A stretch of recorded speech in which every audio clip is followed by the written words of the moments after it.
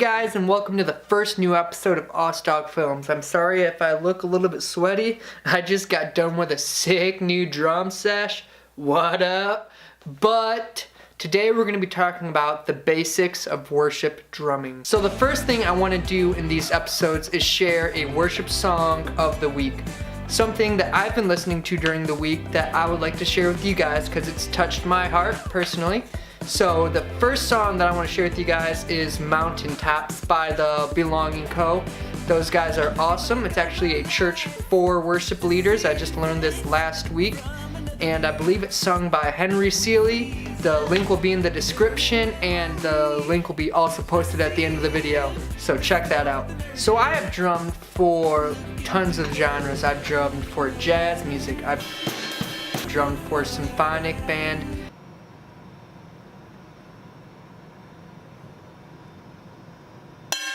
I drummed for even a hardcore band after high school and through college. And now I drum for worship music.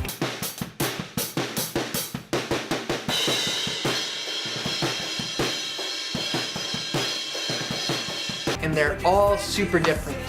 But today I'm going to be focusing on worship music because when you're drumming for worship, you are a leader.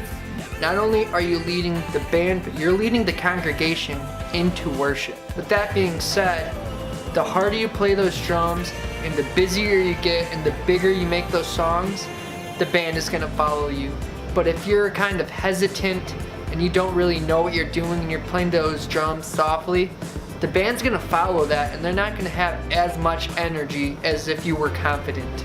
Not only are you controlling the band, but you're creating moments for the congregation. Another thing that's different about drumming for worship music is compared to like metal music or hardcore or jazz or any other type of music, when you're kind of just creating a show and like showing off your talents, it's not about you at all.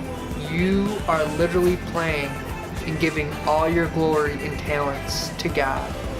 Compared to whether you're playing in hardcore music and you're playing super fast fills and you're trying to show off and create this show, when you're playing in jazz band and you're trying to show off your talents and your chops and your grooves. When you play in worship music, it's all for God and you literally give all your talents and your glory to God. So when you're drumming for worship music, it's all about dynamics. And the way you control those dynamics is by how busy you're playing. For example, if I have 3 bridges and I want to build them up each consecutively, I'm going to do so like this. So for the first bridge, maybe I'm going to start off by playing 8th notes on the ride cymbal. And then the second bridge, I'm going to be maybe playing 8th notes and then I'm going to add quarter notes on the kick drum.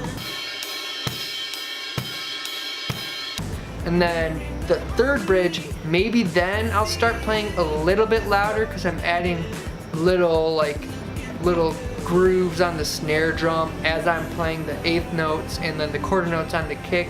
And then maybe only at the end of that bridge will I start playing a little bit harder so I can explode into the massive chorus where I'm going to be creating tons of space for the keys and the guitar. I don't know, I can't talk in these vlogs.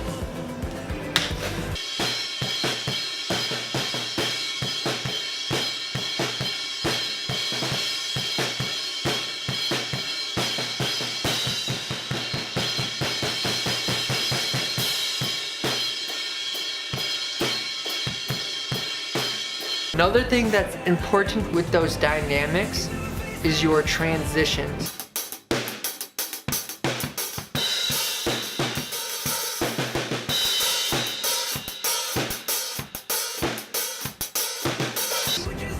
So, like I said, you're controlling the band. So when you're playing your dynamics and you're getting more and more busy, you want to let the band know when you're going to this next part of the song. So your transitions and fills are going to be super important and you're going to need to know the song and be super confident because you're going to be letting the band know, alright, we're at the end of this bridge and we're going to be going into the chorus, or we're going to be going from the chorus to the verse, or verse to the chorus or whatever. But with your transitions, that's like, all right, band, here we go. We're going into the chorus. All right, now we're gonna dim it down and go to the verse, and then we're gonna create this groove in the verse. All right, now we're building this verse up into the bridge. All right, now we're in a huge chorus. So with your transitions, that's like instructing the band, all right, we're gonna take the song and we're gonna take it to this level. So that's it. I just kind of wanted to give you guys a basic all-around knowledge of worship drumming and things that I think are important when I was learning how to drum for church. Please comment for future tutorials that you think would be helpful. We're going to be diving into things much deeper in the weeks to come.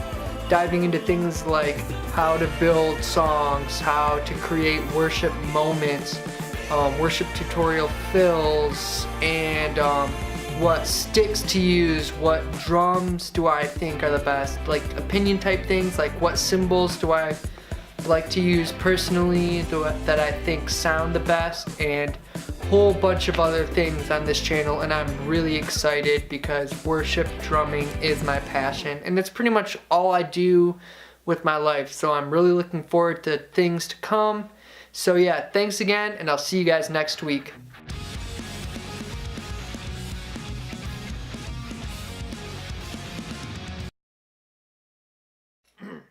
Worships, drummed for probably